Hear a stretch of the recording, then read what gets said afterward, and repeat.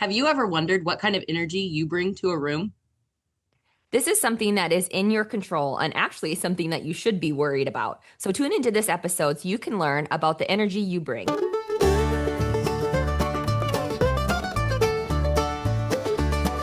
Hi, everybody. Welcome back to another episode of Why You Worried About It. I am Lindsay Bush, the HR director with Country Crossroads Counseling. And hi, everybody. I'm Susie Arbo. I'm a licensed professional counselor. We're on this journey of life with you, and we love our podcast, Why You Worried About It, where we talk about things that we should worry about in life and things that we shouldn't worry about in life. And we love talking about different topics. We hear different things from you guys. Today, we're super excited because we've got a great topic. Yeah, I love it. I'm so excited. So I got the pleasure. Susie trusted me to speak at our Thrive event we just had this week. It was such a good event. It was so much fun. We had so many good speakers and topics, and I got to present on something, and I called it The Energy You Bring. And I just feel like I get a lot of feedback. People, and it's wonderful how people are like, oh my gosh, you're always fun and positive and such a light. And it's so fun to think of it. And what's really funny is whenever I'm not that person, people pick up on that immediately and they're like, oh my gosh, what's wrong? You're quiet, something's going on. It's like, it's really funny how everybody literally just being around you can feel an energy, good, bad, and different. And so it's really, really interesting to me to think about it and to know that sometimes you don't even recognize the energy that you're giving, right? Like you can be so wrapped up maybe in what's going on in your own world that you don't realize that you're putting off like maybe a negative energy, or maybe you're just not somebody that people love to be around. Maybe you're kind of negative all the time and things like that. So I'm just super excited to talk about energies and how that affects. And I know that Susie, I've heard you talk about it and stuff, and really, like, you can pick up people's energy from anywhere. Like, if Mm-hmm. you're watching us right now on this podcast, you can feel my energy. Even though I'm not here, I'm not next to you, you can feel that vibe. Like, the second you get around somebody, you can feel it. And it's really interesting to me to talk about people's auras and how they do, and to know that we can change them if we're not happy with them. Mm-hmm. And there's research that says that we feel people's energy within 3 feet of being with them, and I feel like it even starts with even just kind of looking at somebody, looking at their facial expressions, that kind of thing. Sam Walton, who just was an amazing man. I love his autobiography of Made in America, but he talked a lot about too, just when somebody walks into Walmart, even, that even just that greeting, Mhm. within a couple feet of somebody, you should ask them if they need any help, how are they doing, hi, a smile, all that kind of thing. And of course, they don't do that so much anymore after Sam passed away, but it's like that little like touch, like you can feel people, you know what I mean, and stuff. And so I have a little saying that I always say to crowds or whatever is, we all have this internal battery, and some things and some people just charge us up and make us feel like $1 million. And then some things and some people just deplete us and they take it all out of us. And I bet right now you can think about, if you think about your people in your life, just kind of what kind of energy they bring. And the beautiful thing about this topic is that like we get to choose all the time, like how we show up, and I know you guys, we all have a million things on our mind. We have a million things in our life. Like Lindsay and I, we're big advocates this week. Like it's busy, right? Like we've got a million things going on every single week and events and all sorts of things. But you know what? We still get to choose the attitude of Mhm. investing in ourselves, investing in others, smiling, enjoying what we do, having that positive energy, just having that be Yeah, contagious to people. Like for that's sure. that's important to us because there's so much to be grateful for in life. There's so much to be happy about. Absolutely. Are there going to And be hard things yeah, every day? Yes. Such yeah, hard things. yeah, and that's what we want in life. We want life to be different and changing. I'm glad you said it, because thinking about this week, it's been a busy week, a great week. But most people and would look at it and be like, "Oh my gosh, we have this, we have this, we have this." So if we were to decide, say both of us are stressed out or overwhelmed, and if we wake up in the morning and say, "You know what? Oh my gosh, we're going to present today.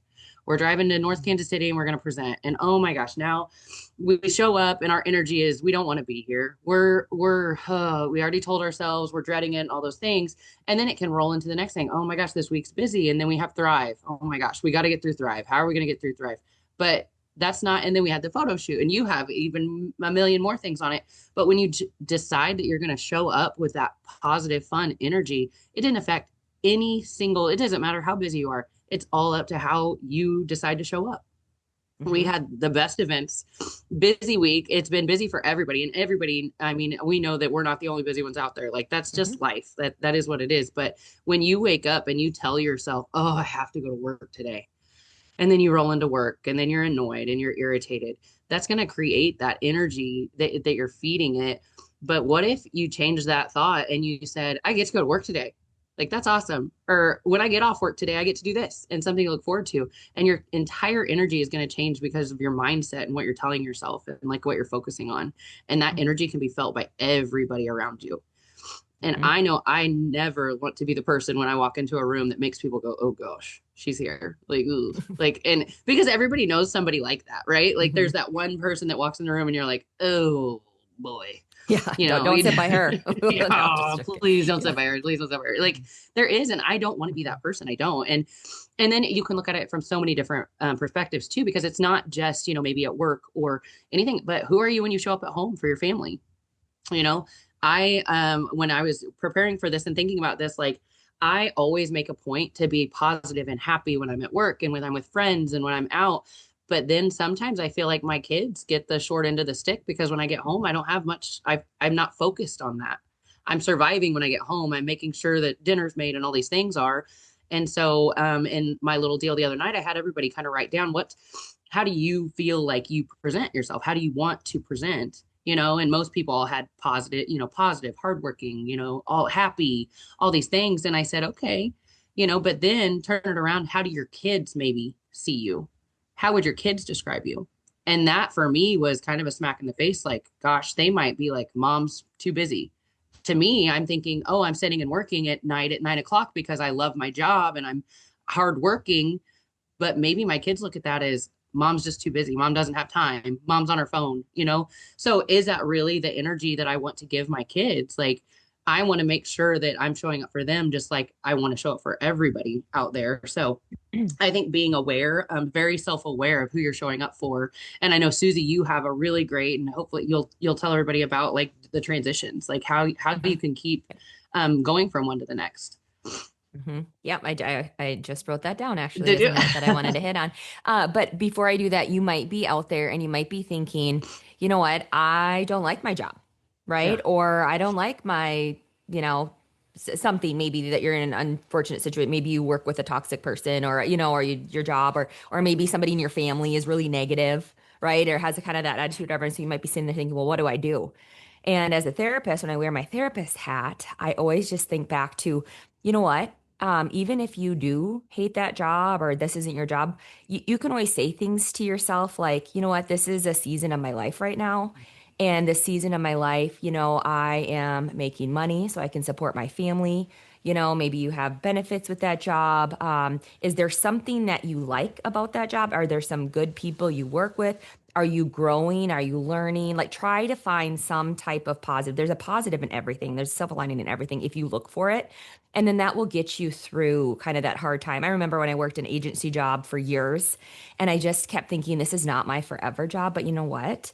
I am going to work hard here so that I can set myself up for good things later, right? And so I used it as an opportunity. And instead of dreading every day, I literally looked at it as, okay, you know what?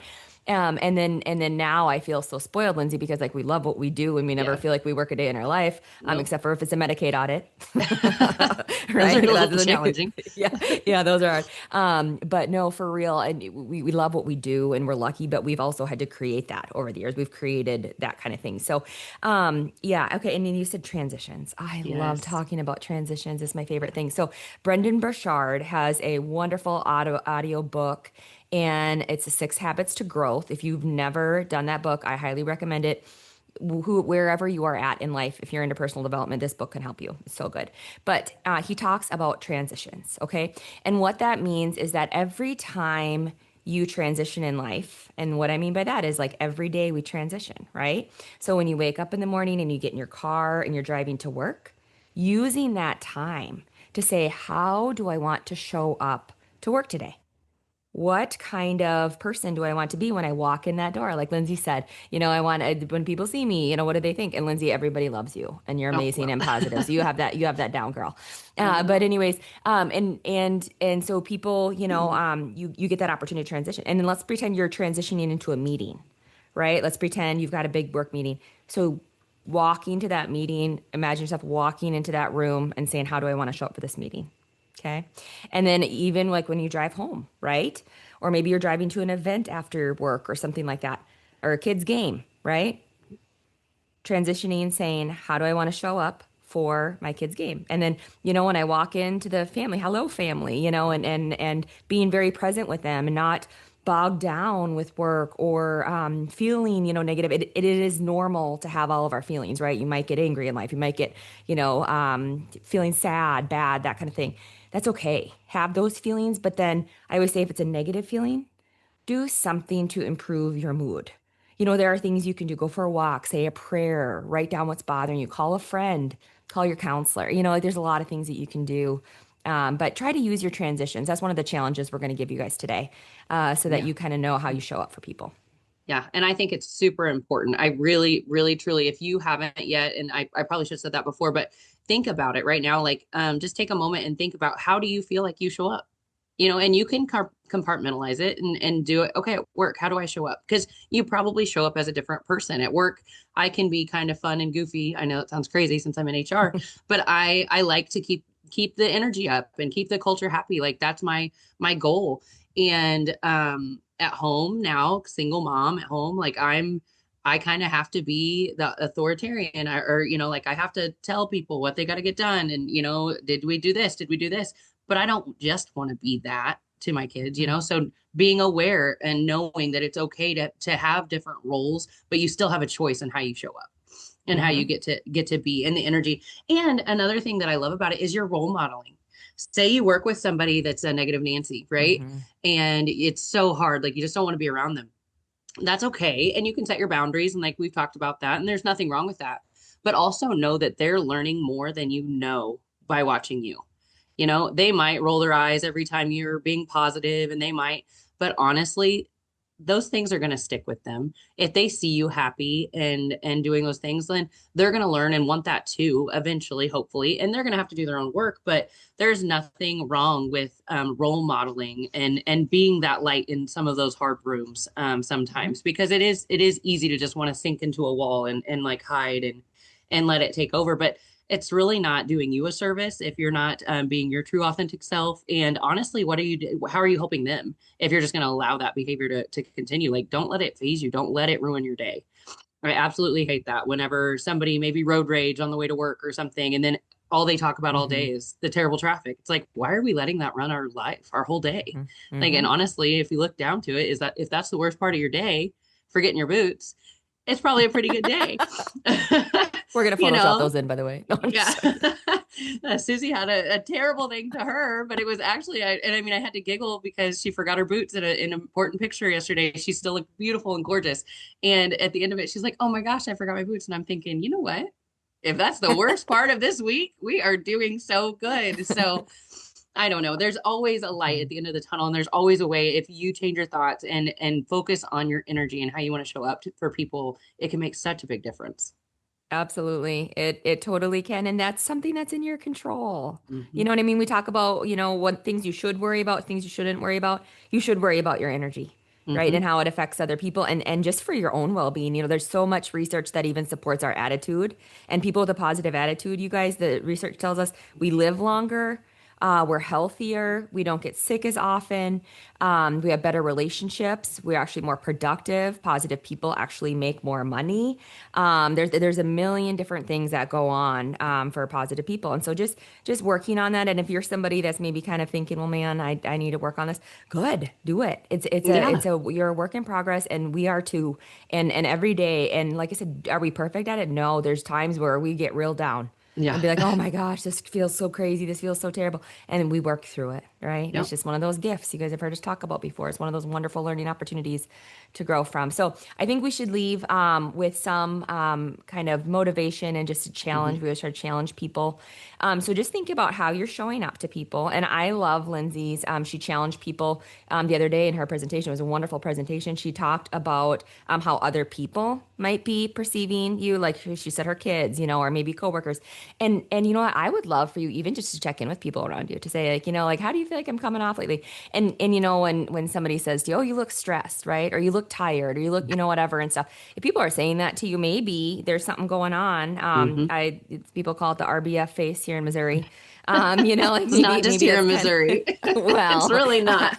I didn't know much about it until I moved here. So, but kind of just making sure like you're approachable and Mhm. that you can talk to people and that people, what they have to say matters and that kind of thing. So, do you have any other challenges for them, Lindsay?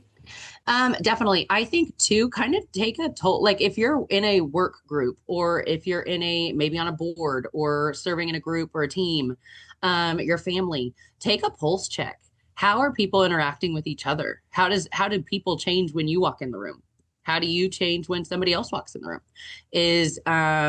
Do you have a toxic person in your life that everybody's kind of walking around on eggshells around them?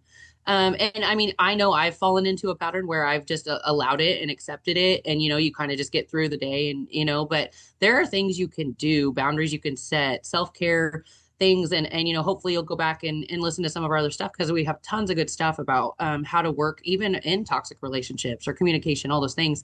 There's ways to work at it.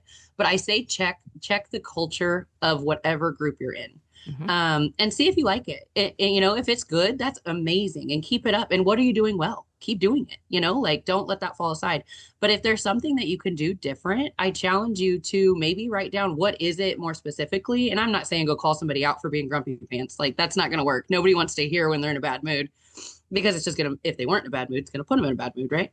So, but I mean, just challenge yourself to check a pulse on any of those groups and then maybe write down a small thing that you can do that might help move that and move the dial in a more positive direction, whether that starts with you or it starts with if you're ahead of a team or something, maybe you do a group activity that's going to teach people about this. Maybe you share this podcast and you talk to people about it and let them know that it was really important and you really care about the culture of whatever group you're in and you really want to work on it, and hopefully as a team you all would want that together.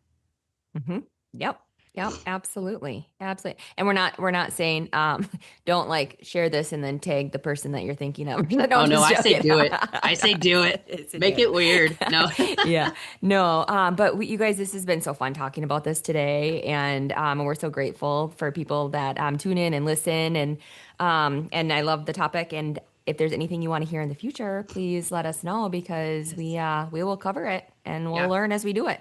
We love it so much, and we love our guests. So if you guys, if you know anybody that you would love or think that would be great and want to hear from, please let us know. We love all the people we've had so far. There's been a couple of really amazing ones all of them we love so much. But please definitely check them out.